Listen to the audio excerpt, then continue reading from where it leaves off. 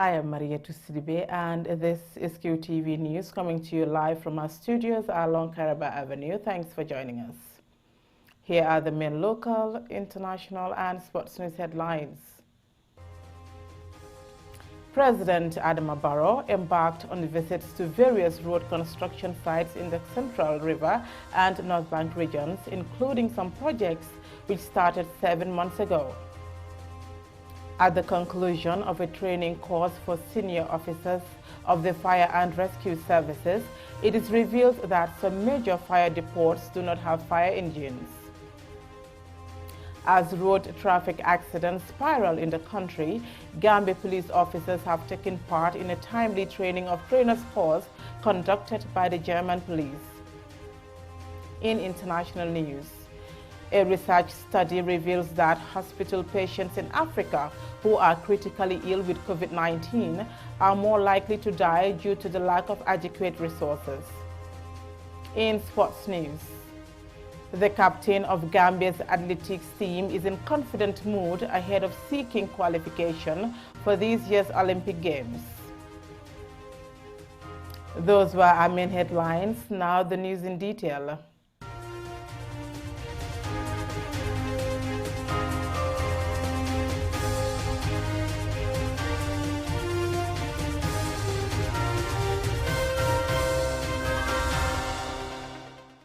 President Adama Barrow Thursday embarked on a visit to various road construction sites in the Central River and North Bank regions.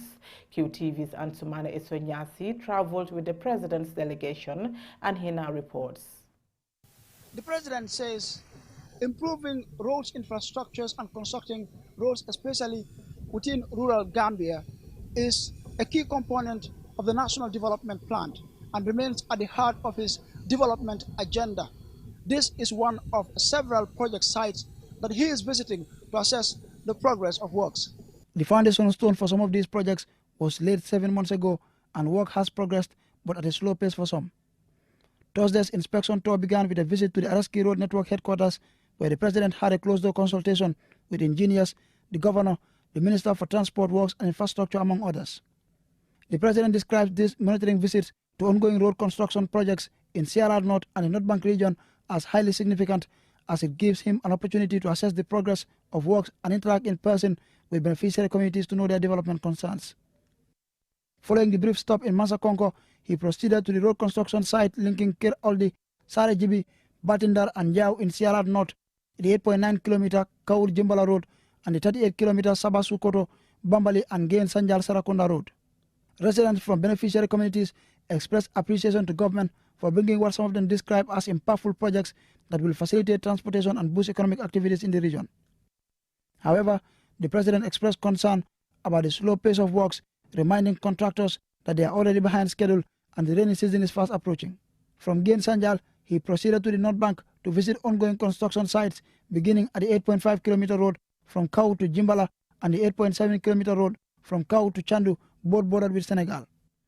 He also inspected the 10-kilometer Jaring Mandinka to Yungo Road and the 19-kilometer road from Chamen to Nyangabantang, and finally to the much talked about Nyomi Hakalang Road, which is also under construction.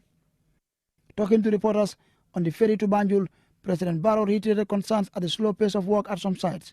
However, he highlighted the importance of these road networks to the country's socio-economic advancement, especially in the beneficiary regions.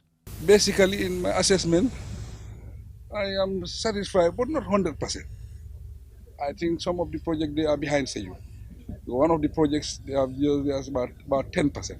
And there's another project that is there about 17% and 20-something%. If you combine all, overall, about 20%. It's not very bad, but I wanted it to be more than that. Furthermore, the president says these are priority projects for his administration and commended the people of both regions for their show of support. One thing that we observe, the people appreciated the projects, and it is impacting on the life of the people. So seeing that, I think that have given me energy, and it have given me encouragement, and that have made me very, very happy and pleased that this was a priority. These are priority projects.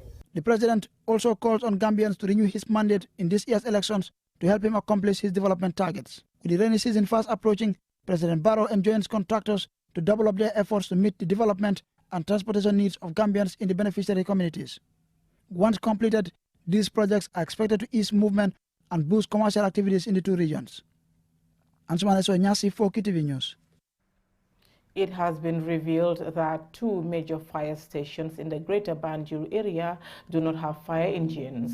The revelation came as the Gambia Fire and Rescue Services, with support from a French expert officer and advisor to the National Fire Brigade of Senegal, based in Dakar, on Friday completed 2 weeks intensive training for 23 senior firefighting officers. In the Gambia, the challenges are even greater because of firefighters lack even the basic equipment, like non-operational fire trucks sitting idle at different fire stations, very few functional fire hydrants, difficulties in accessing fire hydrants due to heavy traffic in the Greater Banjul area.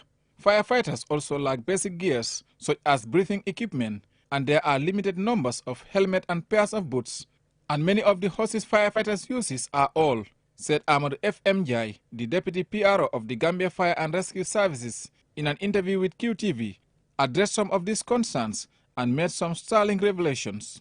Most of the fire stations we have in this country are operating with either one or none. Especially in Kotu, they are grounded because of some mechanical errors at the fire engine, and Bakau. And that is a problem within the KMC. Serekunda is making a backup for these other areas.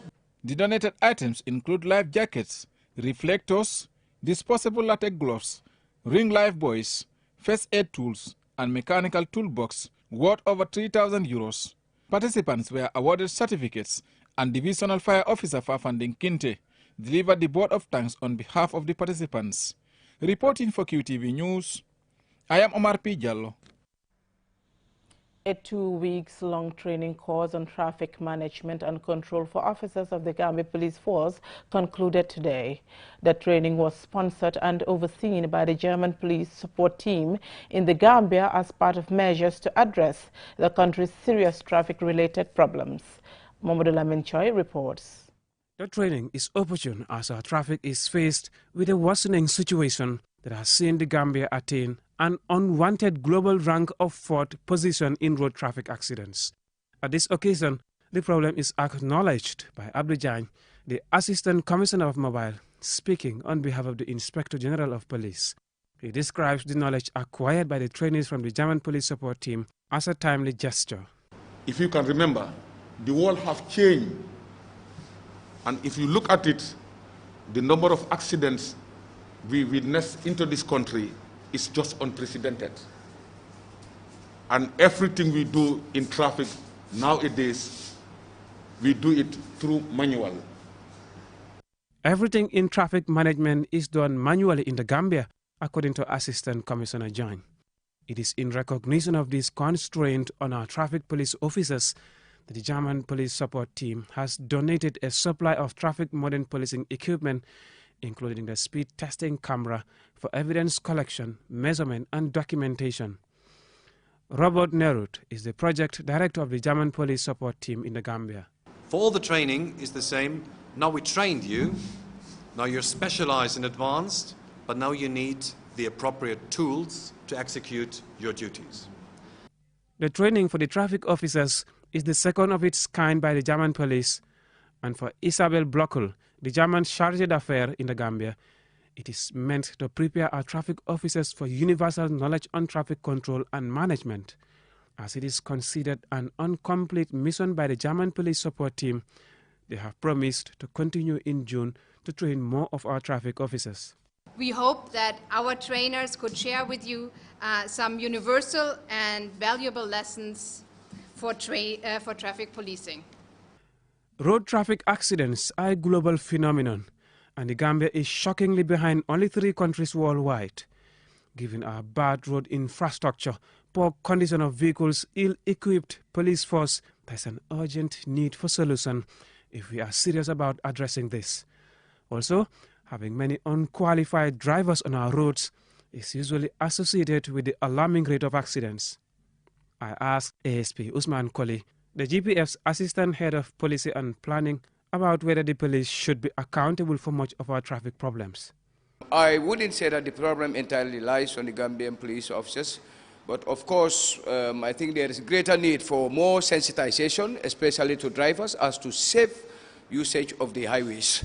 But also the Gambia police force may be limited in terms of equipment. We don't have the right gadgets, we don't have the right equipment to make sure that we can respond professionally and efficiently to issues of traffic, road traffic accidents or usage of highways. Undoubtedly, such training courses are important, significant, and can greatly add to the professionalism of our officers in traffic control and management. Perhaps a year from now, we can assess whether unfit cars have been taken off the roads and the accident rate has reduced significantly. However, without a well-paid, funded, professionally trained and equipped police willing to deploy such training on our roads, this will prove to have been a pointless exercise. Mahmoud Lamin Choi, QTV News. We will now take a commercial break. Still to come, we have local, international and sports news. QCell's eFund service, you never have to worry about running out of credit, whether you're completely out of cash or far from a credit vendor. QCell's eFund is your way out. Loan any amount between $10 and $100 now and pay later. Dial *393# to get started. As part of our efforts to always be your trusted network, we encourage you to use *393# for all your eFund requests and say goodbye to the old *118#. Do note the *118# will no longer be functional after November 15, 2020. So remember, it's *393# whenever you want to access the eFund service. Call 111 for more information. QCell, Sunyabus. Terms and conditions apply.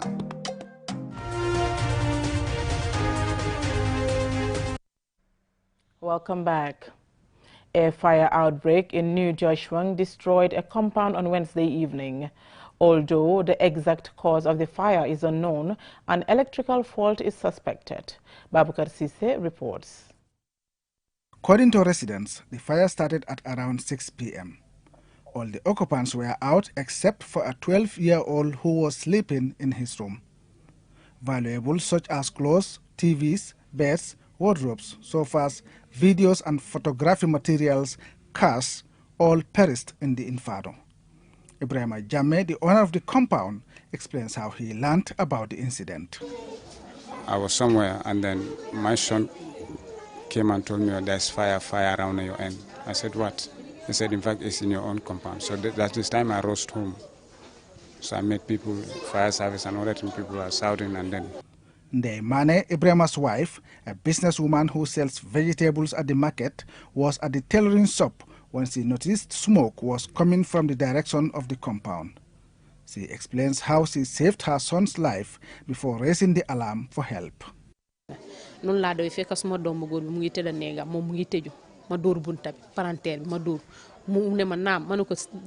ran to the house and found my son had locked his door and was sleeping. I knocked on the window and told him to come out of the room. He came out and fell due to fear. Then I opened the door and saw the smoke. So I ran outside and called the boys to come and help.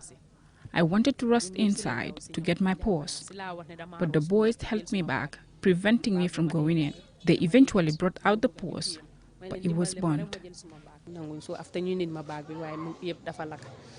The purse contained $16,000 and 10,000 CFA francs. All has perished, according to Ndei. This was money she had as she was due to travel to Senegal on the same day. Boubacar Diallo, who has a tailoring shop in the compound, explains his loss. I have 4 sewing machines. 2 were burnt, but I saved the other 2. However, all the clothes and materials have perished. Nothing was spared. Ibrahima is into video and photography. His dream and passion for the job he loves is now uncertain, as his equipment was burnt beyond saving. I'm a media personally. As you know, media is very expensive. I have 3 cameras, Canon, and they are all Canon, and 1 Pentax. Canon 600D, and then Canon 7D, yes, and then Pentax. And then I have 2 tripods, pin mic, cordless mic, and then Apple computer, one Apple computer, one laptop, one small screening machine, because I was trying to come up with my own online TV that we can do on live coverage. Fatoumata Kanyi Sambu, a councillor of Josuan constituency, was at the scene to show solidarity with the victims. She calls on the government, philanthropists, the NDMA and individuals to support the Jammeh family. Ibrahima says he thanks God that no life was lost and believed that the incident is destined to happen. He thanks his neighbors and the fire service for their swift response to try and put out the fire. However, he said the loss the family has suffered is enormous and is appealing for support. Babukar Sise, QTV News. On to international news.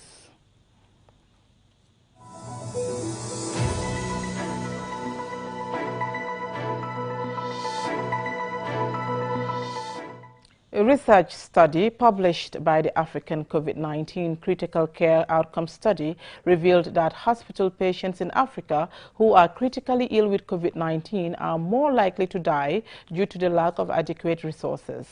Loli M. Kamara has more. Some of the problems highlighted in the report include the unavailability of specialized staff, maintenance and equipment such as blood oxygen monitors. In some cases, the research shows that the resources were available but underused. The study looked at more than 3,000 patients in 64 hospitals across 10 African countries, namely Egypt, Ethiopia, Ghana, Kenya, Libya, Malawi, Mozambique, Niger, Nigeria, and South Africa. The African COVID-19 Care Outcome Study aimed to determine which resources, comorbidities, which refers to the simultaneous presence of two or more diseases or medical conditions in a patient. And the study assessed the critical care interventions associated with mortality in this patient population. According to the research, Africa, which has 17% of the world's population, accounts for 4% of registered COVID-19 deaths. And that raised great concern for the team to come up with recommendations and hope that their findings will help how severely ill patients are managed where resources are limited. Professor Bruce Bickert, one of the leaders of the research, is quoted as saying, "Mortality is way higher in Africa than any other region because of limited resources," adding, in fact, only one of the two patients who are referred to critical care actually get into critical care. Prof. Bickert further stated that the findings showed that inadequacy in distribution of vaccines around the world needed to be addressed, adding, "One thing about vaccination is that it stops severe infections." Rapid dissemination of these findings by the Africa COVID-19 Critical Care Outcome Studies may help mitigate deaths from COVID-19 among critical care patients in Africa. For QTV News, Loli M. Kamara. Ethiopian Prime Minister Abiy Ahmed is leading a campaign to plant 20 billion trees across the country by 2022 as part of his Green Legacy project to promote ecotourism and combat the effects of climate change. Yahya Jawo has more on that. The initiative highlights his focus on the environment ahead of the election set for June 5th. At the launch on Tuesday, in a meeting hall filled with freshly watered seedlings, Abiy encouraged Ethiopians to plant billions of trees to combat climate change and save the environment. The Prime Minister challenged the media to balance between the good and bad and report about the Green Legacy project instead of only reporting about the killings, seemingly referring to the Tigray crisis. The 2019 Nobel Peace Prize winner said the Green Legacy project, which begins on Tuesday, will continue until September and October. The Minister for Agriculture, Umar Hussein, said that over 10 billion trees were planted in the first 2 years of the Green Legacy project. The aim is to plant 20 billion trees by 2022. This year, the Ethiopian government also plans to send 1 billion seedlings to neighboring countries to encourage them to also plant trees and combat the effects of climate change. Yahya Jao, QTV News. In sports news.